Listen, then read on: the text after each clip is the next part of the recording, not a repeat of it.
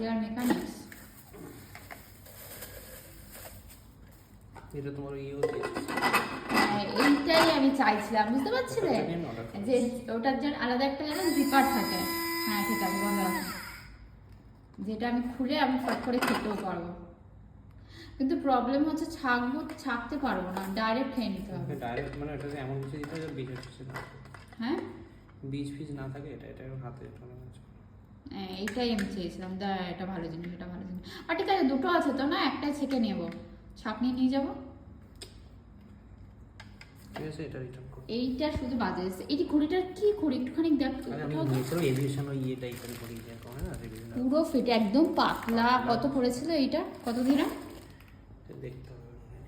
আর এটা দেখো, এটা পিস্তা খাচ্ছে, দেখে তো মনে হচ্ছে এটা পিস্তা খাবে গো। হালকা কর।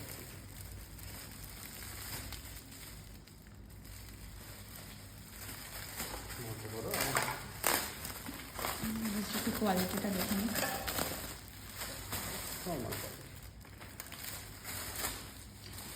এটা পিছলা খাবে না। অ্যারাইভেল ডিপারচার, এটা কি হয় না গো? এটা পিছলা খাবে। দেখো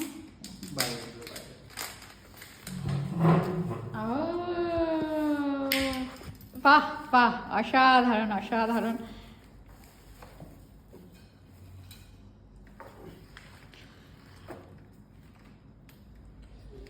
এই টাকাগুলো নিয়ে এইভাবে খরচা করো তুমি। আর দরকার কি আমার 2 দিরাম 3 দিরাম? তুমি আমাকে 200-400 দিরামের দ্বারা বন্ধ করে দিচ্ছে। 200-400 দিরামে একটা সোনার জিনিস দাও, তাতেই আমি আনন্দ পাবো। 2 দিরাম 3 দিরাম খরচা করছে। সোনার দাম বেশি হতেই পারে। সোনা ইনভেস্টমেন্ট, একটা গুড ইনভেস্টমেন্ট।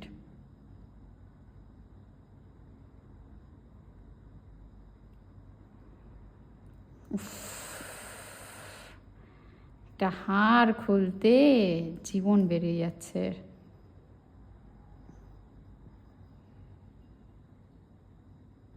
বাদ দাও, খুলতে হবে না।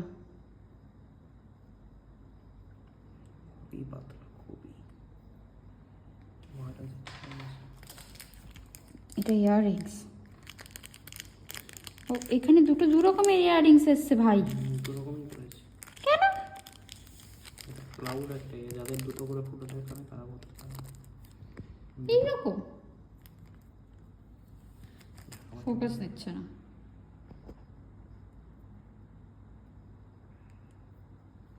খেয়ে কাজ পায় না, ছাড়ো। তুমি ছাড়ো না।